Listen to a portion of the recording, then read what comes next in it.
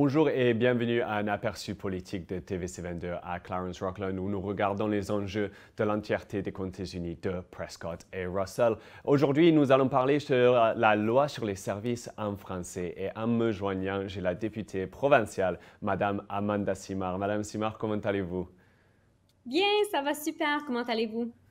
Ça va très bien. Merci beaucoup d'être venu pour nous parler aujourd'hui. C'est toujours un plaisir d'avoir l'opportunité de vous parler. Évidemment, comme je viens de dire dans l'introduction, c'est la loi sur les services en français qu'on va discuter aujourd'hui. C'est un sujet qu'on sait tous que vous tenez à cœur, Madame Simard. Mais avant qu'on parle un petit peu des effets que ça pourrait avoir sur la province et notre région aussi, est-ce que vous pouvez nous expliquer un petit peu qu'est-ce que c'est que vous êtes en train de proposer? Parce que si je suis bien correct, il y a déjà une loi sur les services en français en place. Oui, donc une loi sur les services en français déjà en place et ce qu'on fait, c'est la moderniser. Parce que cette loi-là a été adoptée en 1988 et entrée en vigueur pas longtemps après. Donc, on dit que ça date de très, très longtemps. Non, je vais me corriger. Elle a été entrée en vigueur, elle a été adoptée en 85. Donc, c'est vraiment une loi qu'on doit moderniser. Et il y a beaucoup qui a changé en Ontario et les Franco-Ontariens, on se promène, on ne fait pas juste rester chez nous. Donc, je pense que c'est important d'avoir accès à des services en français un peu partout dans la province. Cette loi-là modernise plusieurs choses, donc aussi avoir les tribunaux qui peuvent nous servir dans les deux langues, un meilleur accès. On a l'Assemblée législative qui doit fonctionner dans les deux langues parce que présentement, on a le service d'interprète, mais je pourrais vous raconter des histoires d'horreur parce que c'est vraiment impensable qu'en 2021, vraiment le français n'est pas égal à l'Assemblée législative de l'Ontario. Et on ramènerait le commissaire au service en français qui a été coupé par le gouvernement Ford et la ministre Mulroney. Donc, on aimerait ramener le commissaire et aussi, ce qui nous concerne un peu pour les résidents tout près à Ottawa, ça rendrait plus difficile pour la ville d'Ottawa de réduire l'accès aux services en français. Donc, pour changer le règlement, on reconnaît le statut officiel de bilingue de la ville d'Ottawa dans ce projet de loi-là. Et je dois vous dire, Thomas, que c'est un projet de loi qui avait été introduit en premier par la députée libérale Nathalie Desrosiers, qui était la députée d'Ottawa-Vanier. Et elle a quitté et pris un poste au Collège Massey. Quand elle a quitté, on a John Fraser, le député d'Ottawa-South, qui a repris le projet de loi. À ce moment-là, j'étais indépendante, donc je faisais pas partie du caucus, mais John a fait certain de reprendre ce projet de loi important-là. Et c'est un projet de loi qui est quand même assez bold, donc je suis fière de pouvoir le présenter parce que ça l'enlève le concept de désignation bilingue de région. Parce qu'en ce moment, dans la loi sur les services en français, on a des régions qui sont désignées. On a 26 régions en Ontario qui sont désignées et c'est seulement dans ces endroits-là qu'on peut avoir accès à des services du gouvernement en français. Alors, c'est compliqué, le processus de désignation, de demander la désignation. Alors, le projet de loi suggère qu'on enlève ce processus-là et qu'on fasse que chaque personne, peu importe où ils sont en Ontario, peut, quand on parle d'entité gouvernementale, avoir accès à des services en français. Donc, on pense que ça, c'est bien normal de pouvoir avoir de l'affichage bilingue un peu partout parce que les Franco-Ontariens, on reste pas à la maison, on se promène partout. Et je pense que c'est un atout aussi de démontrer notre culture, de démontrer la francophonie en Ontario en ayant ce visuel-là, cette visibilité pour les touristes, pour les personnes qui voyagent, pour les francophones de partout à travers le monde qui viennent en Ontario. Alors, on a vraiment une richesse en Ontario d'avoir la culture francophone et je pense qu'il y a cet aspect-là, mais il y a aussi le droit des francophones d'être servis en français. Et les francophones sont un des deux peuples fondateurs et c'est une langue officielle au Canada. Et en Ontario, on a le plus grand nombre de francophones hors Québec. Alors, je pense que c'est vraiment important de pouvoir avoir accès à nos services. Mais je pense que dans le projet de loi, c'est ça, c'est l'offre active des services en français partout en Ontario et le rétablissement du commissaire aux services en français qui serait vraiment restauré parce qu'il a été coupé. Et c'est le chien de garde qui assure qu'on respecte la loi sur les services en français et on l'a vraiment besoin ici en Ontario. Le gouvernement a sauvé rien en abolissant ce commissaire-là ou en le mettant sous l'égide de l'Ombudsman. Donc, on veut avoir notre commissaire, on veut avoir l'offre active des services en français partout en Ontario, on veut avoir des tribunaux qui peuvent nous servir en français et on veut qu'on ait une assemblée législative qui opère en français aussi et en anglais. Donc, il y a beaucoup de choses là-dedans, mais le gouvernement en ce moment, le gouvernement actuel conservateur promet depuis 2018 de moderniser la loi sur les services en français et nous dit toujours bientôt. Et là, ça fait plus de 3 ans qu'on attend et le gouvernement ne livre pas. Donc, ce que nous, on a pensé, c'est qu'on fait le travail pour eux. On a introduit ce projet de loi-là. Ils ont simplement à l'accepter. Et j'aimerais dire qu'on a consulté pour ce projet de loi-là. C'est des années et des années et des années de consultation avec différents groupes, avec la population. Et on le sait qu'on est sur la bonne page, sur la même page et sur la bonne route, qu'on a vraiment capté tout ce qui était nécessaire parce que les néo-démocrates, nous, c'est le Parti libéral, on a introduit ce projet de loi-là, ont introduit un projet de loi très, très, très similaire. Donc, on le sait qu'on parle des mêmes choses et on veut les mêmes choses. Donc, si les conservateurs nous présentent un projet de modernisation différent, il y a un problème. Ça veut dire qu'il y a quelqu'un à quelque part qui ne parle pas aux mêmes personnes. Donc, on espère avoir, le gouvernement présente quelque chose bientôt, mais nous, on ne peut pas attendre, continuer d'attendre. Il faut vraiment, si le gouvernement est juste trop paresseux, ben on a fait le travail pour eux, qui adoptent notre projet de loi.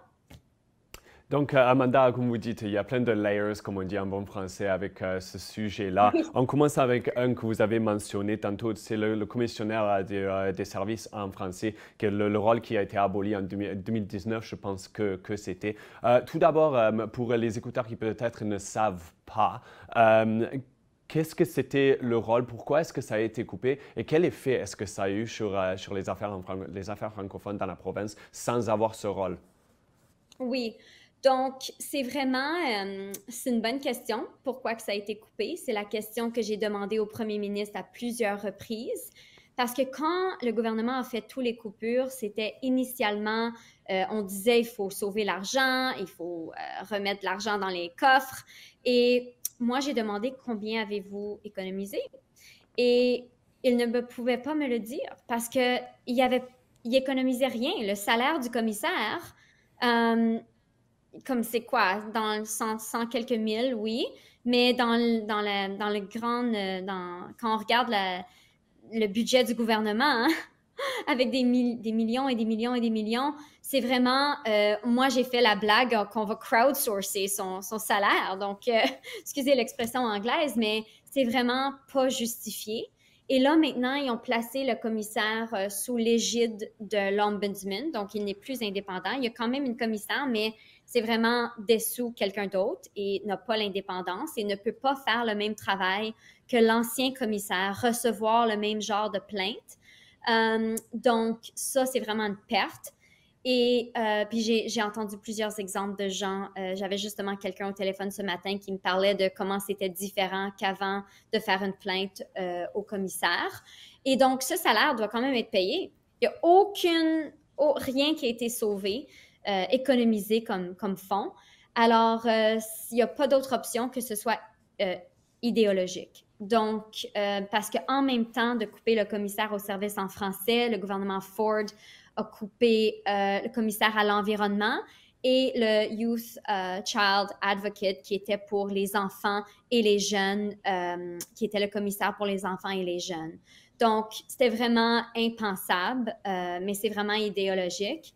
Et le commissaire doit pouvoir être indépendant, d'avoir son propre bureau indépendant puis pour recevoir des plaintes du public général. Donc, On me dit que maintenant, il faut faire une plainte. Quand on fait une plainte, c'est les règles de l'ombudsman qui sont en place et non les règles qu'il y avait avec l'autre commissaire. Donc, apparemment que c'est vraiment, il faut que tu sois toi-même touché par quelque chose qui est arrivé, que l'objet de la plainte. Et tu peux faire une plainte pour quelqu'un d'autre, mais il faut vraiment que ça vise quelqu'un. Avant, on pouvait faire une plainte si on voyait quelque chose qui était pas, qui respectait pas la loi. Et c'est très, très technique, mais il y a définitivement un rôle qui a changé. Et aussi le fait que les rapports, avant, il y avait beaucoup, beaucoup de rapports proactifs des commissaires. Donc, François Boileau, qui était le commissaire au service en français de l'Ontario, avait produit plusieurs rapports faisant des recommandations au gouvernement. Et maintenant, on voit qu'il y a beaucoup moins de travail de proactivité. Puis c'est important d'être proactif. C'est important de capter les problèmes avant qu'ils se manifestent. Alors, je pense qu'on a perdu quelque chose de gros et c'est tous les le Parti néo-démocrate, le Parti libéral, le Parti vert, on est tous sur la même page pour ramener le commissaire au service en français indépendant. Nous, les libéraux, on va un peu plus loin avec plusieurs autres choses qu'on veut faire, plusieurs autres priorités pour la communauté franco-ontarienne, mais le commissaire au service en français, ça fait l'unanimité. Donc, c'est vraiment important de ramener ce commissaire. Et comme vous dites là, de ramener ce commissaire-là, vous avez parlé des avantages que ça donnerait aux Franco-Ontariens. Tu regardes par exemple Glengarry, Prescott Russell. Quels seraient les autres avantages? Vous en avez parlé un petit peu tantôt, mais quels seraient les autres avantages pour les résidents de notre région d'avoir cette loi mise en place? Parce que comme vous avez dit, il y a 26 régions qui sont couvertes sous la loi qui existe en ce moment. Dans ces 26 régions, toutes les régions de l'Ontario qui sont considérées officiellement bilingues sont considérées sous cette loi-là déjà. Donc, quels sont les vrais avantages que cette loi apporterait aux résidents de notre région ici, à Glengarry, Prescott Russell? Oui, c'est une bonne question. Je pense qu'une francophonie forte, ça vraiment nous avantage, nous tous. Parce que peu à peu, ça se dégrade si on fait rien. Et je pense que si on regarde dans l'Est de l'Ontario, comme moi, j'ai grandi, je suis née et j'ai grandi à Embrun, j'ai été à l'école francophone à Embrun, j'ai toujours vécu dans l'Est ontarien. Et pour nous, c'est facile, relativement, de vivre en français. Et on ne voit pas ailleurs commencer. Mais si ailleurs, la situation se détériore, comme on le voit dans les études, l'assimilation, ça fait que nous, on va juste le ressentir à la fin, mais quand il sera trop tard. Donc, pour nous, une francophonie forte ailleurs en Ontario, c'est très, très bénéfique parce que ça veut dire que nous, encore plus, on peut continuer à avoir nos services en français et on peut vraiment assurer que ça va bien ailleurs et être confiant que notre langue et dans les écoles dans lesquelles on envoie nos enfants resteront fortes parce qu'il y aura toujours une motivation de continuer à étudier en français, de continuer à vivre en français, parce qu'on le sait qu'ailleurs en Ontario, on parle en français et on a accès à ces services et que si on veut se déplacer dans d'autres régions, je pense que même quand on a des enfants, nos familles, c'est pas toujours qu'ils vont rester dans notre région. On aimerait qu'ils puissent se placer ailleurs en Ontario, dans des communautés fortes, francophones, où est-ce qu'ils pourront travailler aussi en français, s'ils le veulent. Je pense que ça nous avantage tous. Et comme j'ai dit plus tôt, on est mobile. Oui, ici, on est francophone et on se fait servir en français, mais on voyage aussi et on a peut-être des priorités, des intérêts ailleurs. Je connais beaucoup de gens qui ont d'autres résidences ailleurs ou ils travaillent ailleurs, ils ont de la famille ailleurs. Donc, je pense que d'avoir notre gouvernement qui est pratiquement officiellement bilingue parce qu'il appuie les communautés ailleurs en Ontario, je pense que c'est à notre avantage parce qu'on va avoir un réseau de personnes et de services francophones et je pense que c'est vraiment un avantage pour tous. Ouais, avec les avantages, il y a toujours quelques désavantages ou si ce n'est pas des désavantages, il y a des coûts associés à tout ça. Donc, est-ce que vous n'avez pas peur si on met tout ça en place? Parce que moi, je pense au coût que ça coûte de changer, de mettre tous les signes en place, ça c'est une chose. Peut-être les difficultés à trouver le staff qui parle bilingue, surtout dans les endroits où il n'y a presque pas de représentation française de toute façon. Donc, n'avez-vous pas peur que cette loi-là peut-être créera plus de problèmes? C'est pourquoi on a mis 5 ans. Donc, ça serait vraiment pour une entrée en vigueur dans 5 ans. Donc, ça laisse le temps de vraiment former les gens et parce qu'il faut investir dans la formation. Puis ça, on le sait déjà parce qu'il y a une pénurie d'enseignants francophones. Il faut vraiment mettre la priorité là-dessus. Il faut vraiment faire de cet enjeu une priorité de la formation des personnes francophones. Et dans les bureaux de services Ontario, maintenant, il y a beaucoup de services qui se font en ligne, hein, avec tout renouveler nos permis de conduire et tout ça. On peut faire plusieurs choses en ligne. Et c'est pas d'avoir tout le personnel bilingue, c'est vraiment d'avoir une personne qui peut servir en français. Donc, toute la semaine, toutes les heures d'ouverture, qu'il y ait une personne. Donc, je pense que c'est ça le plus grand coût, c'est vraiment d'avoir la formation, et d'avoir les employés qui peuvent fournir. Mais si on regarde les 26 régions désignées, je passais à travers la liste justement il y a quelques jours pour quelque chose d'autre. Et la plupart des grandes régions sont déjà désignées.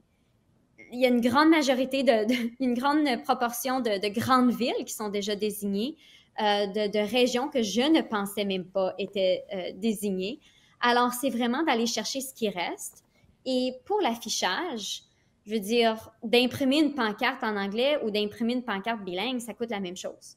Donc, il faut vraiment aller penser c'est quoi les coûts. On pourrait faire une étude. Je sais qu'il y avait des discussions il y a plusieurs années là-dessus, puis les gens disaient « Ah, ça coûterait probablement trop cher », mais je pense que avec les avancées, avec les technologies aujourd'hui, on ne parle pas de traduire avec la technologie, je parle de les services qui sont disponibles en ligne sont beaucoup plus nombreux qu'ils étaient là, des années passées. Donc, vraiment, dans les bureaux, c'est de servir une clientèle qui est peut-être filtrée, qui a un peu moins de personnes qui doivent se présenter en personne pour avoir les services. Donc, il y a déjà là une diminution. Je sais que plusieurs de nos bureaux de services Ontario sont toujours super achalandés, mais ça, c'est dans une région comme la nôtre. Dans les régions rurales où il y a beaucoup moins de gens, ça ne prend pas 10 personnes qui parlent en français dans un bureau, dans un bureau de service Ontario dans une région rurale. Donc, il faudrait vraiment voir les coûts exacts, mais je pense que, comme toute chose, il faut investir si on croit vraiment dans nos communautés. Et je pense que considérant tout le budget, je pense qu'on peut faire, on peut investir dans ces services-là. Et Amanda, vous avez parlé aussi sur cette loi. Elle offre quelque chose d'autre que juste les services Ontario et tout ça. Vous avez parlé des tribunaux, vous avez parlé de l'Assemblée aussi. Si je le comprends bien, la police provinciale en Ontario ne sont pas obligatoires. C'est pas obligatoire d'être bilingue. Je pense que la ville de Hawkesbury, c'est la seule où le détachement de la police provinciale est un endroit où il faut être bilingue pour travailler là-bas. Donc, est-ce que cette loi touchera quelque chose comme ça? Parce que sûrement, la police, c'est aussi une des parties, tu sais, où avoir une représentation et une communication dans notre langue maternelle, dans notre première langue, ça doit être vraiment important, non? Mm-hmm. Ça serait quelque chose à confirmer et vérifier parce que plusieurs régions en Ontario ont différents systèmes policiers. Mais je crois que dans les régions désignées, il faudrait que je vérifie, mais je pense qu'il y a une certaine... s'il n'y a pas une obligation, il y a une forte recommandation que les personnes parlent français, puissent servir en français.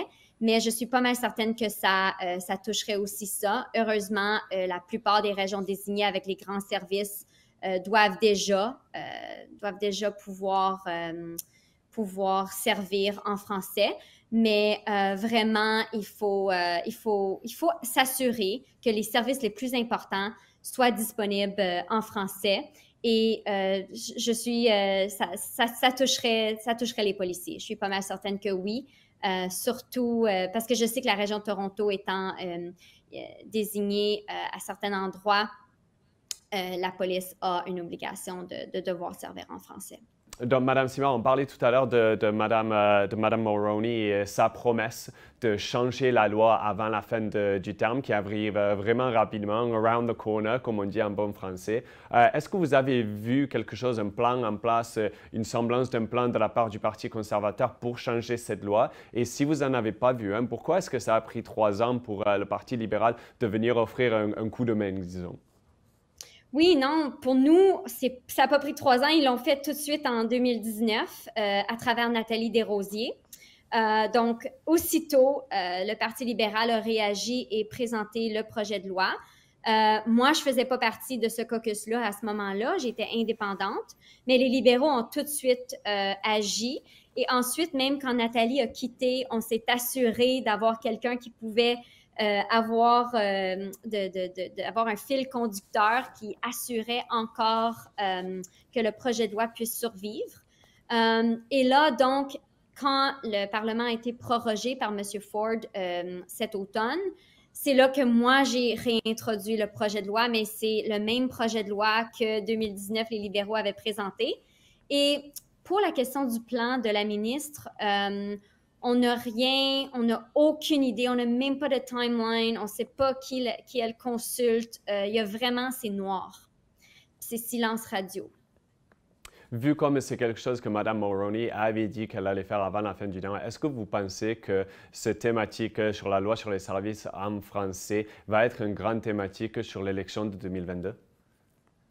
Je pense que dans les communautés francophones, certainement. C'est vraiment...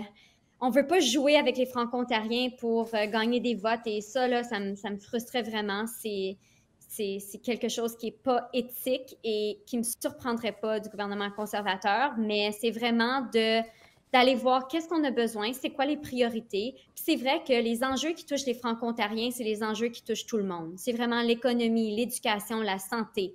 Mais parler français, c'est au cœur de notre identité, c'est qui on est, c'est comment on vit. On vit en français.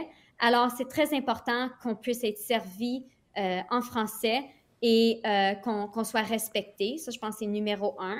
Et je pense que la relation de confiance est brisée avec le Parti conservateur et avec M. Ford et avec Mme Mulroney. On ne pourra plus jamais leur faire confiance. Moi, j'ai fait confiance au Parti conservateur avec la francophonie quand je me suis présentée et on a clairement vu qu'on s'est fait trahir. Donc, chacun d'entre nous ensemble, mais moi, je me suis sentie qu'on m'a trahi. Alors, plus jamais que je vais faire confiance. Et mes parents et mes grands-parents m'avaient averti que seul le Parti libéral était l'ami des Franco-Ontariens, mais je voulais quand même donner la chance et ça ne s'est pas bien déroulé, mais je pense que pour les francophones, ça va être important de regarder tous les enjeux. Oui, la francophonie, mais on a vraiment, on parle de plein de choses qui nous touchent. Comment on va retourner au nouveau normal? À qui on fait confiance avec le nouveau normal, avec notre système de santé, avec notre système d'éducation, avec nos centres de soins de longue durée. C'est vraiment important on a exposé les problèmes avec les centres de soins de longue durée. Durant la pandémie, je pense qu'il y a beaucoup de travail à faire. Heureusement, dans notre comté, on a eu quand même des bonnes situations. C'était pas toujours super, mais ailleurs en Ontario, on a vraiment eu de la négligence sérieuse de personnes âgées et on le sait tous que ça nous affecte directement, nos familles. Nous, on va peut-être se retrouver là dans quelques années, on ne sait pas. Et il faut prendre soin de nos personnes âgées parce qu'ils dépendent de nous et c'est super important. Puis je pense que ça va être un enjeu électoral de tout ce système-là de santé, d'éducation, de centres de soins de longue durée, de la confiance qu'on a dans notre gouvernement pour bien gouverner, pour gérer l'économie, mais aussi des gouvernements transparents. Donc, oui, il y a la francophonie, mais il y a tellement de choses. Je pense que la francophonie, c'est un aspect. Moderniser la loi, c'est un signe de respect, puis de s'adapter, puis de vraiment être compétent. Mais je pense qu'il va y avoir plein de choses auxquelles il va falloir, plein de choses qu'il va falloir qu'on considère pour la prochaine élection. Et Madame Simard, en parlant de la prochaine élection et de l'année prochaine, on sait, vous avez parlé de la francophonie, là, vous avez parlé des personnes aînées, des centres de soins à longue durée aussi, mais quelle autre thématique pensez-vous elles vont play a big part, comme on dit en bon français, dans l'élection de 2022? Je pense que l'environnement, on ne peut plus ignorer toute la question environnementale. C'est tellement important qu'on puisse avoir des mécanismes en place pour protéger l'environnement. Je pense que l'infrastructure, on veut vraiment avoir des investissements en infrastructure. Ça sera super important. Mais ça, c'est toujours un enjeu dans chaque élection. Je pense qu'à ce temps-ci, on voit l'importance de notre environnement, de protéger notre environnement et la rapidité. Donc, c'est tellement, ça l'accélère tellement vite pour la pollution et tous les dommages qu'on fait à notre environnement. Je pense que c'est important de reconnaître ça. Et le gouvernement Ford était aussitôt en poste et la première chose faite était de contester la taxe sur la carbone, tout le mécanisme. Et on a créé une certaine peur que c'était pour tout le coût de la vie était pour être tellement haut, mais je pense qu'on a oublié de mentionner que c'était vraiment pour les grands pollueurs, les grandes compagnies qui négligent de protéger l'environnement et qu'il n'y a aucun souci pour l'environnement. Je pense qu'il faut les faire payer. Donc, je pense qu'on peut avoir un beau partenariat avec le gouvernement fédéral pour agir. Et moi, j'étais surprise à quel point quand je cognais aux portes dans les 3 dernières années et durant la campagne électorale, à quel point les gens, ça les concerne, ça les préoccupe. Ça les préoccupe l'environnement parce que pour leur futur, oui, mais pour l'avenir de leurs enfants et de leurs petits-enfants et pour les conditions dans lesquelles on vit en ce moment. Donc, très important, la nourriture, l'air qu'on respire, c'est vraiment à la base de tout. On n'a rien si on n'a pas notre santé. Madame Simard, merci beaucoup d'avoir pris le temps pour nous parler aujourd'hui et j'ai hâte de pouvoir vous parler dans les semaines et les mois à venir, surtout avec l'élection qui arrive très bientôt. Certainement, Thomas. Merci beaucoup pour l'invitation. Non, merci à vous. Et merci beaucoup d'avoir écouté la députée provinciale, Madame Simard, là, qui parlait de la loi sur les services en français. Merci beaucoup d'avoir écouté cette émission et à la prochaine. Goodbye.